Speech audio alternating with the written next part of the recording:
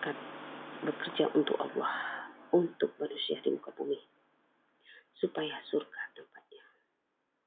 Mencatat amal baik buruknya, tidak berdusta kepada Allah, supaya tidak siksa api neraka dan tidak siksa alam kubur, supaya surga tempatnya. Saya jelaskan, saya permalaikat dan pencatat amal baik buruknya, rakib, atid, dan saya bekerja untuk hambaku di muka bumi, bukan untuk tugas melindungi Ka'bah. Saya tidak bernyawa, saya utusan Allah untuk membantu manusia menyelamatkannya supaya jin tidak mengganggunya. Sambil mencatat amal baik buruknya seperti Nabi Adam turun ke bumi, maka saya juga bekerja mengawas manusia supaya tidak dimakan oleh jin, tidak tumpah darah ditelan oleh jin, supaya tidak dikuasai oleh jin manusia, supaya dia selamat dunia dan akhirat. Seperti Nabi Adam pertama itu diiringi saya, para malaikat dan jin, maka jin tidak boleh lagi berperan karena jin sudah ada di muka bumi, dan saya tetap mengawas manusia supaya dia selamat dunia dan akhirat, tidak diganggu oleh jin. Jadi manusia itu sendiri menggunakan jin. Jangan katakan saya itu mengelilingi Ka'bah, karena saya tidak diutus seperti itu. Sebelum Nabi Muhammad dan para nabi lainnya, saya mengelilingi Ka'bah, itu tidak benar. Demi Allah, saya wahyu para malaikat khususnya untuk bekerja untuk manusia, mencatat amal baik buruknya dan mengawasi tidak diperan dan tidak dimakan oleh jin darahnya, maka saya selamatkan dia, ditugaskan turun ke bumi. Tugas turun mencatat amal baik buruknya supaya surga tempatnya. Bila dia mati nanti daftarnya berat kanan semua. Yang mengelilingi Ka'bah itu para nabi. Nabi Adam pun waktu itu belum mengelilingi Ka'bah, dan Nabi Ibrahim pun juga belum mengelilingi Ka'bah. Ka'bah itu dibuat berbentuk kotak, itu tempat sembunyinya para nabi di zaman perang Quraisy. Karena waktu itu tidak ada rumah dan tidak ada bentuk untuk membuat rumah, yaitu diciptakan Allah, yaitu gua. Gua yaitu Safa Marwah. Di bawahnya itu ada gua, bukan? Disitulah tempat para nabi. Adam berteduh sama Siti Hawa untuk memperkembangkan anaknya para nabi, supaya untuk bisa menyiarkan ajaran Islam. Berkembanglah sekarang anak cucunya. Tapi saya malaikat, semua malaikat tetap bekerja untuk manusia supaya tidak diganggu jin, supaya selamat dunia dan akhirat. Tugas saya di muka bumi bukan untuk mengelilingi haji mengelilingi Ka'bah dan Hajar Aswad. Saya bertugas untuk mencatat amal baik manusia. Jangan salah artikan. Saya mencatat selagi manusia bernyawa masih ada di muka bumi ini, saya dan semua para malaikat khususnya untuk mencatat amal baik buruknya manusia dan menjaga manusia supaya tidak diganggu oleh jin. Kenapa manusia itu beraninya berperan dengan jin? Karena Nabi Adam itu saya melindungi turun ke bumi di jalan malaikat, para malaikat khususnya itu saya juga melindungi sahabat anak cucu Adam menunggu manusia. Kalau tidak dijaga manusia itu khususnya lemah, maka jin akan memakan darahnya, berubah wujud dibuatnya. Maka dunia selamat begitu banyaknya sekarang meluas dan besar karena dijaga oleh para malaikat. Tidak tertentu semua diambil malaikat dan tidak semua tentu diambil jin manusia yang bernyawa. Karena manusia itu menggunakan jin, maka imbalannya dia sendiri minta jin, maka di situ tempatnya neraka, tempatnya bersama jin. Tugas saya selagi manusia bernyawa, saya menjaganya, menjaga amal baiknya. Setelah dia wafat sampai pintu kubur, saya juga memberi pertanyaan yang dia buat selama kehidupan di dunia. Maka saya akan buka daftar buku yang dia perbuat. Saya tanya di dalam kuburnya. Saya buka tali-tali semuanya, pucuknya dan mukanya saya buka. Mulutnya saya buka dan matanya saya buka dan satukan rohnya pada jasadnya. Mengingatkannya pasti dia bahwa dia sudah mati di alam kubur. Tapi tidak bisa bergerak, hanya mata dan mulutnya melihat. Lalu saya beri pertanyaan, 7 langkah dari langkah manusia pergi membawa dia di alam kubur. Baru saya memberi pertanyaan, kenapa saya tidak 1 langkah manusia pergi dari kubur? Saya beri pertanyaan, supaya tidak mendengar apapun yang saya berikan pertanyaan azaban yang manusia itu dalam kubur mendapat siksa di saat kehidupan hidupnya saya berikan. Saya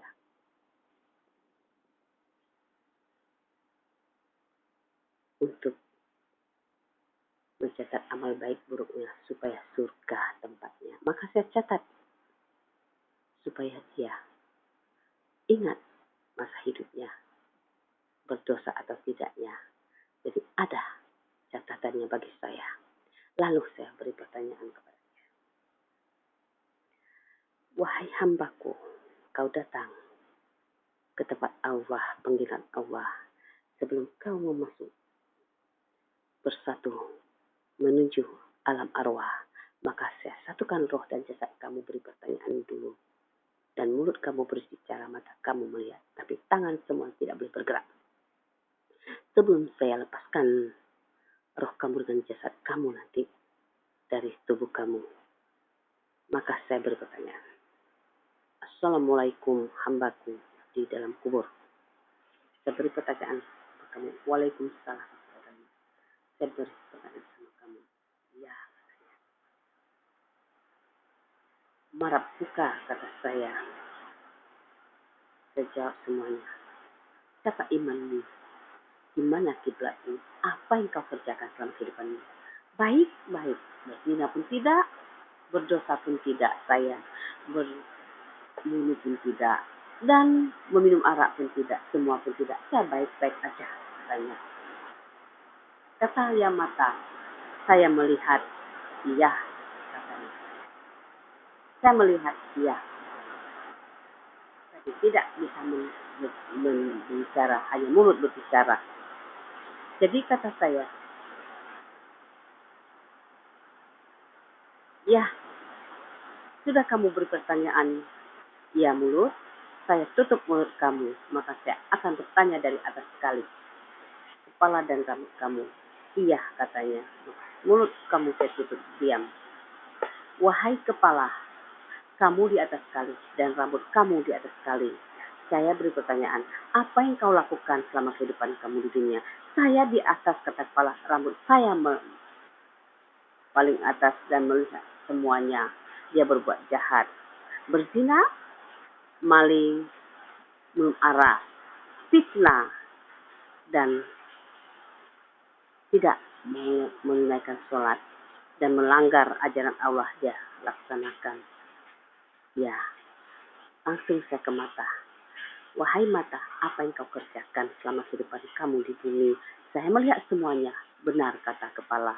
Lalu saya katakan langsung ke hidung. Wahai hidung, apa yang kamu cium? Iya, saya bau ciumnya. Memang benar saya merasakannya. Percuma dia mencuri segala macam. Ya, langsung saya ke telinga. Saya mendengar kata telinga. Benar semua itu dilakukannya.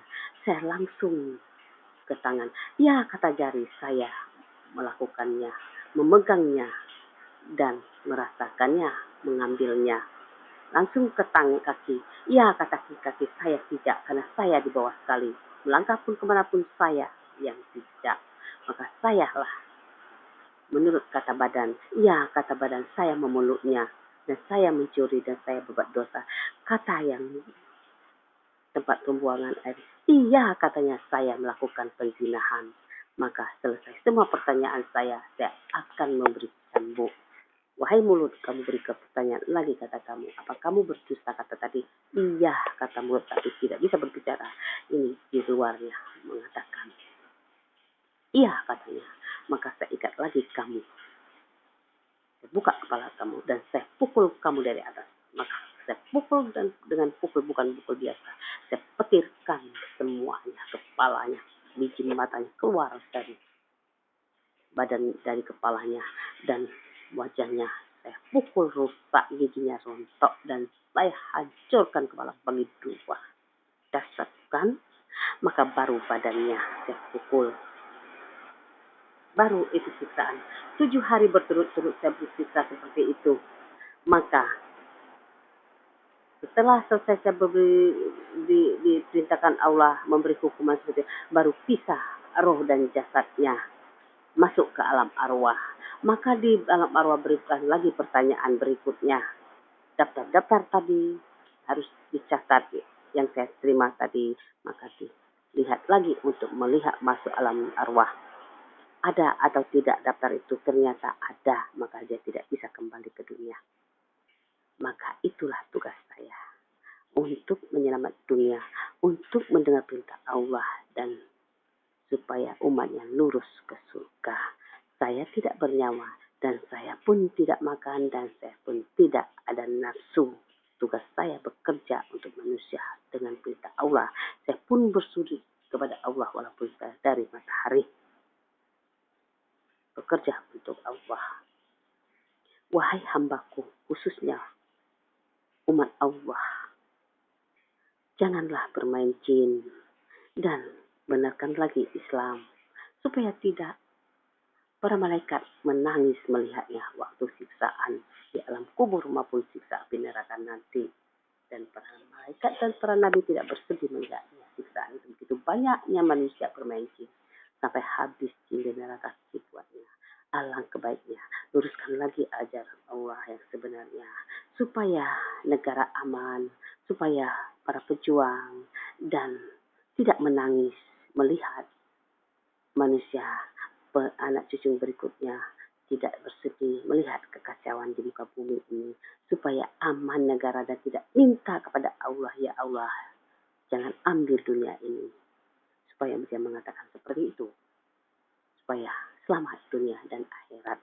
Kalau begini kacau dan begini hancurnya perangan di mana-mana Islam pun dakunya, maka dia berdoa kepada Allah Subhanahu, ya Allah ya Tuhanku, ambillah ini, supaya dia tidak bersyukur yang saya berjuang sampai darah nyawa saya hilang, tapi dia begitu kepada buatnya peninggalannya, ya Allah tolonglah ambil. Maka jangan sampai itu didoakan para pejuang.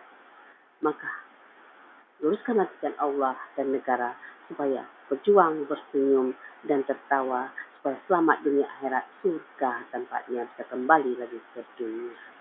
Jangan katakan para malaikat itu sujud atau menikah, tidak benar. Memang bersujud pada Allah, tapi di saat tertentu apabila Allah memanggilnya untuk menjalankan perintahnya, melaksanakan tugas supaya manusia tidak diperankan diambil oleh jin bertemannya di neraka. Biarkanlah dan luruskanlah ajaran Islam yang sesungguh sebenarnya, supaya surga tempatnya bersama Allah. Jangan katakan malaikat manusia khususnya bernyawa. Tidak ada yang kuat, tidak ada yang malaikat.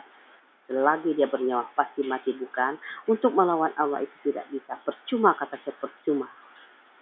Pasti mati, bukan? Apapun yang dia punya tidak akan bisa menguasai Allah. Kalau Allah berkehendak serentak dibuatnya di muka bumi ini. Kalau saya berbohong, siapa malaikat yang saya katakan tadi, maka begini. Jadi biarlah saya keluar, atau saya ini bumi dan langit yang saya katakan tadi tidak Allah, maka hancurlah bersama umat-umatnya di muka bumi. Kalau saya benar, para malaikat, maka selamatlah dunia dan para makhluk ciptaan Allah di muka bumi. Air, angin dan badai api selamatlah, supaya manusia khususnya yang bernyawa tidak mati sia-sia. Biar mati kejar Allah supaya surga tempatnya. Assalamualaikum.